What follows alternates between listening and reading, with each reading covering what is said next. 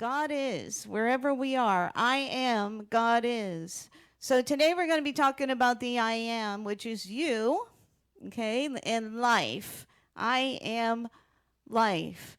I can see. So Charles Fillmore, co-founder of Unity, believed that in the Essentials of Charles Fillmore, a great book if you want to read one, God is life. God is life. God is the principle that has manifested in the living. So what is principle? Well, that's where we get a little confused sometimes. But I brought my friend with me today. This is my little plant. So the principle. You know, when plants are in a pot by themselves, they seek out water. The roots seek out water. So the principle behind the plant is growth or in water, correct? But what if the plant is in water? It has nothing to seek out. It is one. And so it just is. It just is. It just grows. It is one with the water. It doesn't have to seek out anything. And that is the principle behind life. When we accept the I am, it is the principle, and he is going to go back under here without falling over or coming out. The principle behind of all life. Now, how many of you are good at math? Raise your hand if you're good at math. You're lucky, because I am not good at math. I'm telling you. I was the one in high school that took Algebra 1, and then instead of going to Algebra 2, I went to Algebra 1B. I had to go in the middle, right? And then in college, I had to repeat it a couple times. And then in life, when I had to go to like a teacher certification, I had to take a test and I had to take math again, right? And then I passed the English side, but I was having trouble with the math side. So I finally went to a teacher of math. And I said, what am I doing wrong? And he goes, well, first, you're trying to figure it out. Don't try to figure it out. There's a principle behind everything. There's always going to be a flagpole where they're asking for the shadow, or a wall and they're asking for the shadow. You'll have a question on the test every single time. And as soon as you see that, then the principle behind that is this. A squared plus B squared equals C squared. There's always going to be a time where they're going to ask you how much carpet fits in the room or tile. You'll always have that question. And when you see that, this is what you're doing, right? So I finally did. I went, oh, okay, that makes sense. And I passed. Like I passed because I wasn't trying to figure it out. And now I just don't stay. More power to you if you're a math person. So there's one math formula that says FOIL, right? First, outside, inside, last. So I say now that's faith in the omnipresent, infinite life. That's my FOIL. That's what I go by. So there are two words that God gave Moses when he was on the mountaintop, and he said, who are you? Who am I talking to? And God said, I am. The name of me is I am. That's it. I am. And we're going to look at John for a few minutes, because John in Unity tends to go towards John because it's more metaphysical stories, right? We can look at the stories a little bit differently. So Unity uses John a lot. So I'm going to go through. Jesus made 7 I am statements. I am. And we're going to talk about those for a few minutes. The first one is he said, I am the bread of life. Now understand, whenever he made these statements, he had just done a miracle, or he was about to. So this is after he fed 5,000 people. And he always spoke in the terms of things that they could understand. And so he said, I am the bread of life. You are physically fed. And they had just fed 5,000. But what he was talking about is you also need to be spiritually fed. Spiritually fed. How many of you have ever felt this longing or seeking to feel something differently, that maybe spiritually you weren't feeling it? How many have felt that way before? Yes, because that is the longing that the soul is hungry, and it wants more. It wants something until you find it. So we have to be spiritually fed. And it's okay to keep moving on your journey until you find that. And sometimes we find it in pieces. And sometimes we find it in a home, like this church community, right? The second statement, I am the light of life. I am the light of life. Now understand that this statement was made after the Festival of Tabernacles, where they lit a light on the woman's side of the temple. And it represented the following of the ancestors through the desert to the light, right? I am the light of the world. And we all know that light makes this world go round. If it wasn't for the sun, nothing would grow. But the great part about light is it's everywhere. Even science has found out that it's in the dark matter. There's slivers of light. Light. First thing he said, let there be light. Right? So light, I like this phrase. I don't remember where I heard it from, but it says, light as God bears witness to all of life itself. And for me, what that means is that not only are we able to access light in the light force, but we are able to witness what it does in our lives, right? So we can watch it. We can use it and we can watch it at the same time. Jesus in the third statement said, I am the door. I am the door. Now understand, this is a time when religious leaders were not to Jesus' liking. He thought they were off track and they were not doing what they should be doing. So he said to the people, I am the door. Well, every shepherd at that time, the way they built the pens was they didn't have doors on them. So they bring the sheep home and then the shepherd would lay across the doorway to protect them from predators. And so what he was saying was, I am the protector. I am the door, like you are. Now, we could go on and have a whole talk about door metaphors, right? Open doors, closed doors, all kinds of that. Maybe that's a talk in the future. I am the door. The next statement, he said, I am the good shepherd. I am the good shepherd. And he says later that I'm not only your shepherd, but I'm the shepherd for anyone, any flock. I bring them all in. So what this means is that we must participate in our own life, right? We must participate. We can't ignore the responsibility of life happening around us. He can't ignore the other sheep. Like he brings them in. I'm the good shepherd. I'm the good shepherd. You can't ignore when life happens. But it's important to be present in all of life as much as possible at any given time. And I like the phrase, act as if no one was watching, not as if someone was watching. Because if I act as if no one was watching, I just act. So what act as if someone was watching, I understand it has to do with kids and stuff like that, but that's an ego statement to me. So one time I was going to church and I saw in the middle of the road, unfortunately, a duck had been hit. But standing next to the duck was a live duck that wouldn't leave its side, also in the middle of the road. So I pulled over and I moved the duck to the side.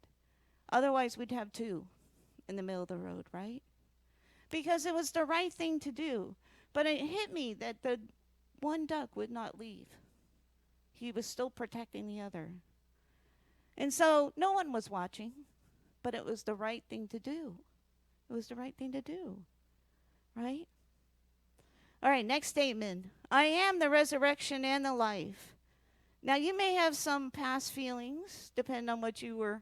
The next two are going to, you're like, okay, I got some old stuff coming up right now, and that's okay. I would invite you to look at that because it may be blocking you from moving forward, right? But let's talk about that. I am the resurrection and the life. He said this before he raised Lazarus, and he said it to Martha, his sister. In the Metaphysical Bible Dictionary by Charles Fillmore, it says this. The resurrection is the lifting of the whole man into Christ consciousness, spirit, soul, and body. The resurrection lifts up all of the faculties, meaning all the powers, imagination, faith, will, understanding, life, until they conform to the idea of divine mind. The lifting up,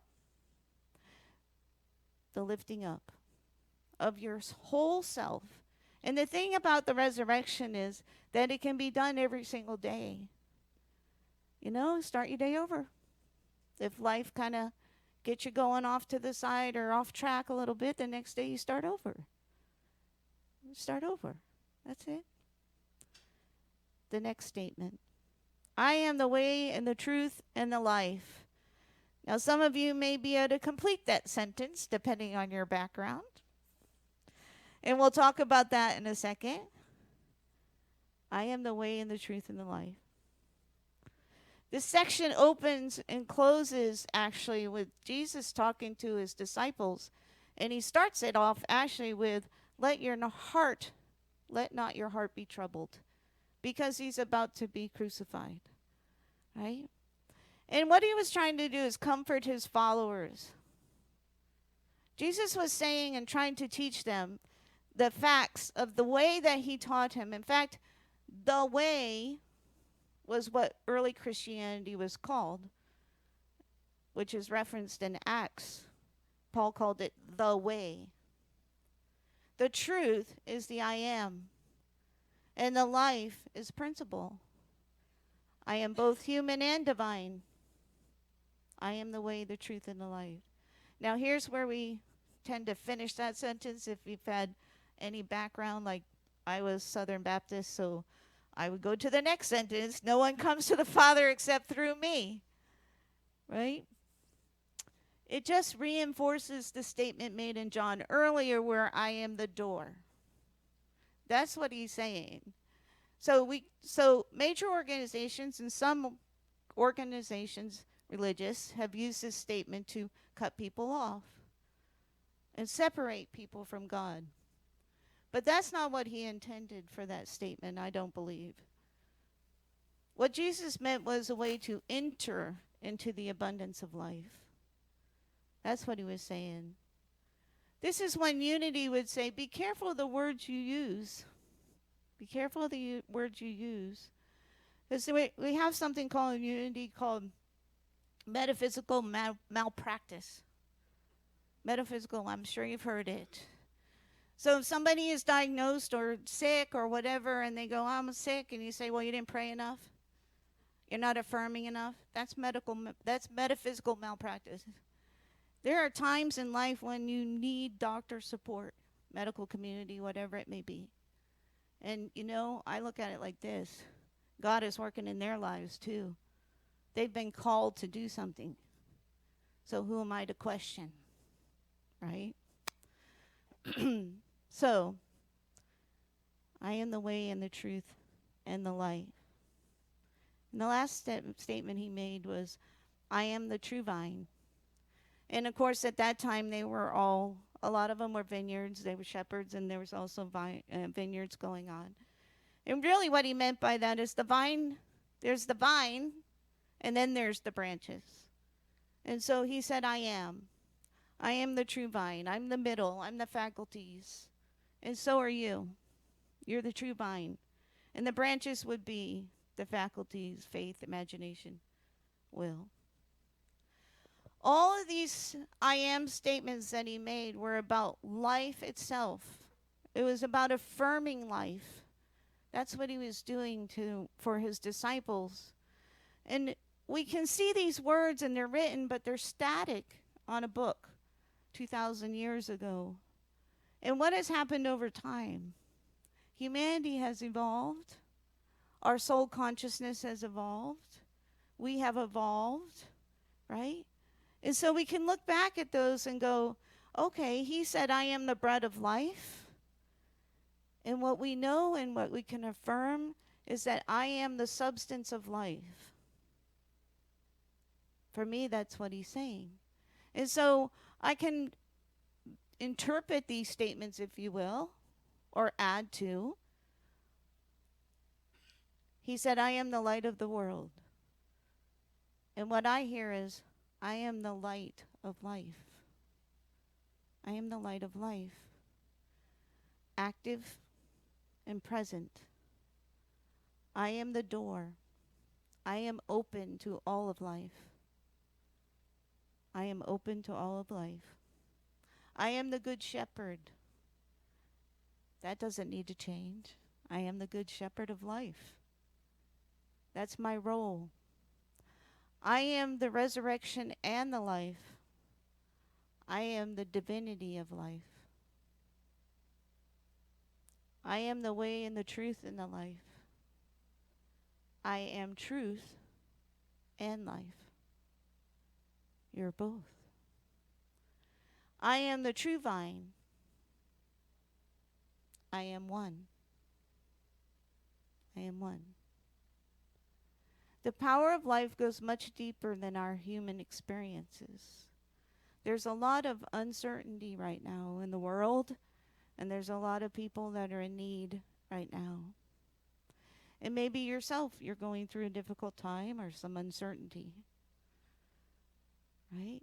There may be days that the powers of faith and imagination and will and understanding and release are very easy to come by. And then there's days where they're not. But that's part of life. That's part of life. Be present in the principle of your life, right? Grow. You are water and the plant. You grow with your life. And always remember that you are the I am. I am. He said it. It's what he was trying to get across. I am. And so here's what we're going to do. I'm going to say the statement. Then I'm going to say the interpreted statement, my interpretation. You may interpret it differently, but we'll use mine for today because I'm the one with the microphone. Okay? I am the bread of life. I am the substance of life. Repeat after me. I am the substance of life. Together. I am the substance of life. I am the light of the world. I am the light of life. You guys memorized that already? Let's do that together. I am the light of life. I am the door.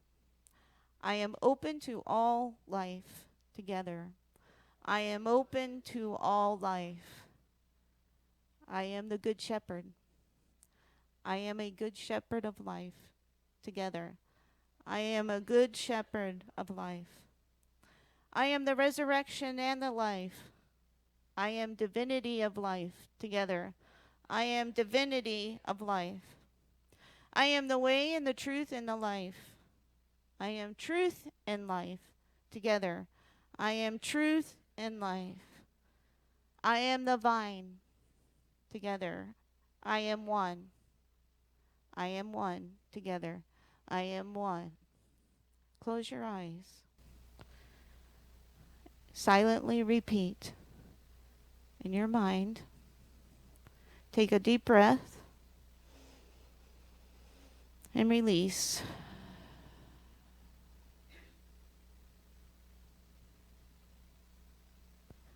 Repeat silently to yourself so your soul and heart can hear it.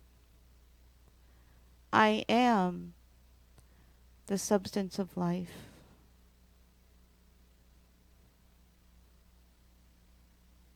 I am the light of life.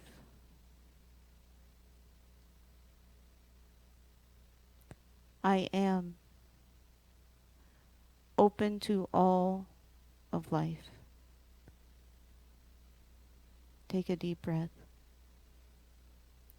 I am a good shepherd of life.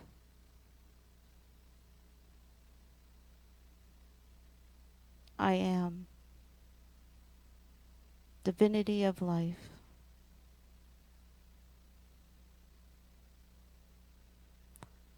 I am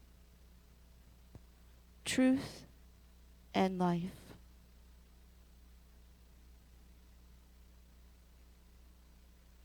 I am one. Take a deep breath. I am the substance of life. I am the light of life.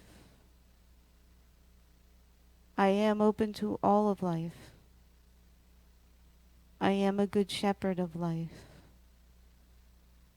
I am divinity of life. I am truth and life. I am one. I am. I am. I am substance. I am light.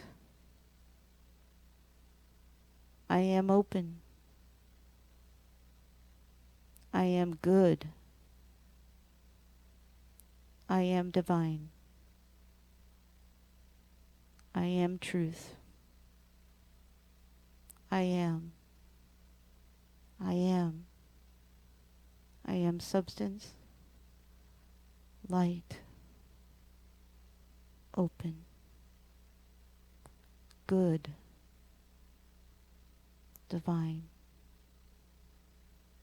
truth. I am. I am life itself. I am one. I am one.